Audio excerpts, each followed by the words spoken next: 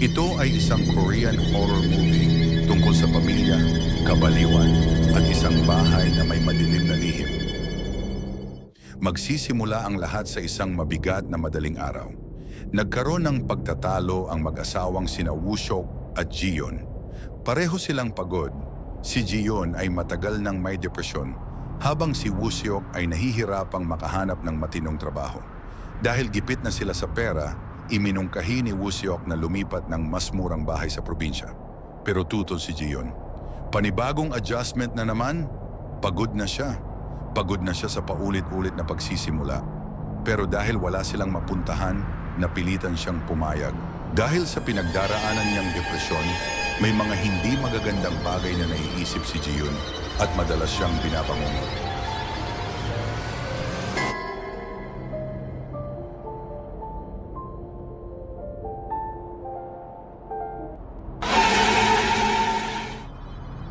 May 3 silang anak. Ang isa sa kanila, si Hee-woo, ay kakaiba. Tahimik, matalas ang pakiramdam at may kakayahang makakita ng mga espiritu. Isang gabi, isinama siya ni Woo-seok sa lamay ng isang kamag-anak. Ramdam ni Hee-woo ang bigat sa paligid. Hindi lang lungkot, kundi presensya ng mga hindi matahimik na kaluluwa.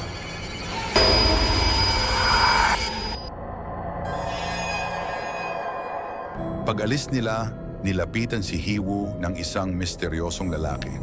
Alam kong nakikita mo sila, sabi ng lalaki. Nag-abot ito ng calling card. Kapag dumating ang oras, tawagan mo ako. Lumipat ang pamilya sa lumang bahay sa probinsya. Tahimik, malayo sa ingay ng lungsod, murang-mura ang bahay. Pero mula pa lang sa unang hakbang, ramdam na ni Hee-woo, may mali. Ipinagtapat niya ito sa kanyang ina. May naririnig siyang kakaibang tunog mula sa isang lumang shed. Pinuntahan ni Ji-yeon ang lugar. At totoo nga, may ingay na parang may gumagalaw sa loob. Ngunit nang dumating si Woo-seok, wala siyang narinig. At dahil nakakandado ito, pinabayaan na lang nila. Habang sila'y naghahapunan, narinig ulit ni Ji-yeon ang kalabog mula sa shed. Kinagabihan, binangungot na naman siya.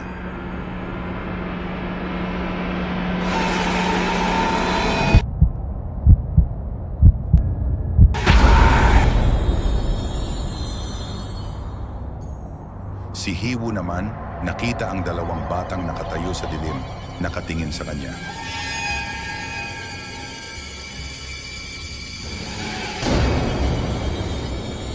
Dumarami ang bangungot at imahinasyon ni Ji-yeon.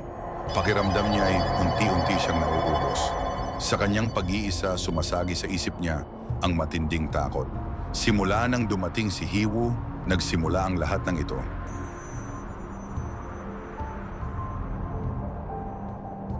Kinabukasan, nagaya ang bunsong anak na si Ji-woo na maglaro ng tagu-taguan. Isa-isang nagtago ang magkakapatid.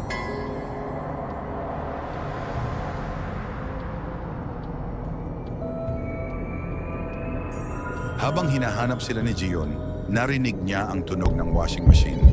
Doon kaya nagtago si Ji-woo?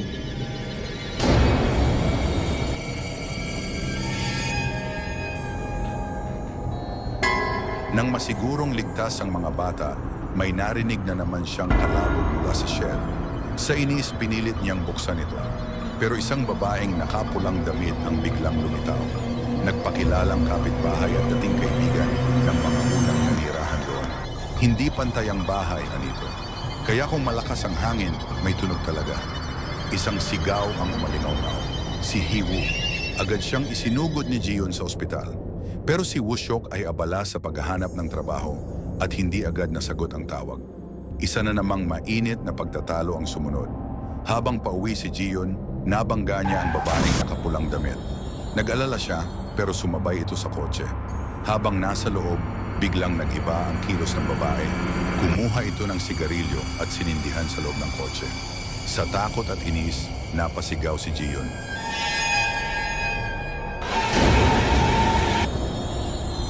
Sa kanyang pagkalito, inisip na lang niyang baka imahinasyon lang ang lahat. Kinagabihan, muling narinig ni Ji-yeon ang kalabog sa shed. Sa galit, pinilit niya itong buksan. Samantala, sa ospital, biglang nagising si Hiwu. Katabi niya ang dalawang bata na nakita niya noon. Kaibigan kami, wika nila. Gisingin mo ang tatay mo. Pipilitin ng nanay mong buksan ang shed. Kailangan siyang pigilan. Ngunit huli na, nabuksan ni Gio ng shed. Sa loob nito ay may mga maskara, tila balat ng bangkay, mga nakatali at naagnas na bagay, at mga ugat na kumalat sa dingding. May isang boses ng babae ang bumubulong sa kanya. Isuot mo ang maskara.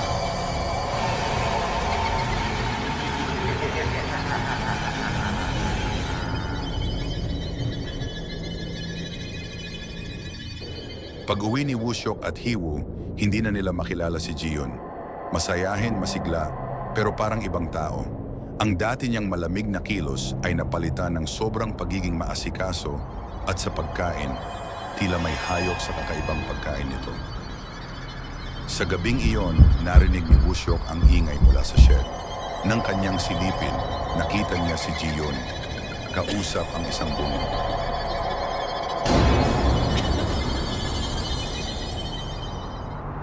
Kinabukasan, may natuklasan si Wushyok. Ang dating nakatira sa bahay ay nangolekta ng insurance para sa asawa at mga ampon niyang anak at pinatay sila. Maging ang sumunod na pamilya, isang bagong kasal, ay pinatay rin ang kanilang dalawang batang ampon bago nagpakamatay.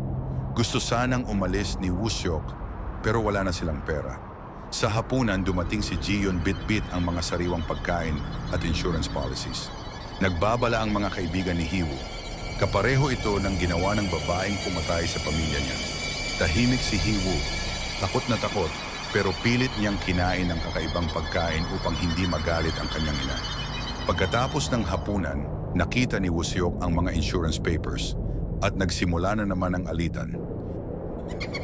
Habang lasing, naririnig ni Wushyok ang parehong boses na narinig ni Jiyon noon.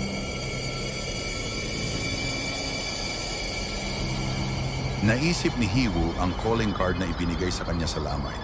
Palihim niya itong kinuha para humingi ng tulong. Pero nahuli siya ni Jiyon. Galit na galit ito. Nagluto si Jiyon ng sabaw na may nakakalason. Itinakda niyang ipakain ito kay Hiwu. Nakita ni Wushyok ang lahat. Pero sa puntong iyon, isa na rin siyang sunod-sunuran. Sa pagpupumiglas ni Hiwu, natapon ang pagkain.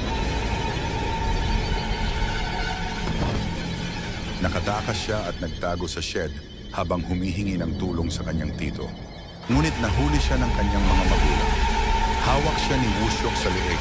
Halos hindi na siya makahinga habang nakangiti lang si Jiyon sa gilid. Sa huling sandali, sumigaw si Hiwu, "Mama! Mama, tulungan mo po ako!" At sa loob ng isipan ni Jiyon, bumalik ang lahat. Ang pagiging ina, ang pagmamahal. Hindi niya man tunay na anak si Hiwu, minahal na niya ito. Sa pagitan ng luha, tinulungan niya si Hiwu makatakas. Nagkaroon ng labanan sa pagitan nila ni Wushyok hanggang sa nagapi niya ito. May bumubulong sa kanya na patayin si Hiwu. Pero pinili niyang wakasan ang sarili sa halip na saktan ng anak.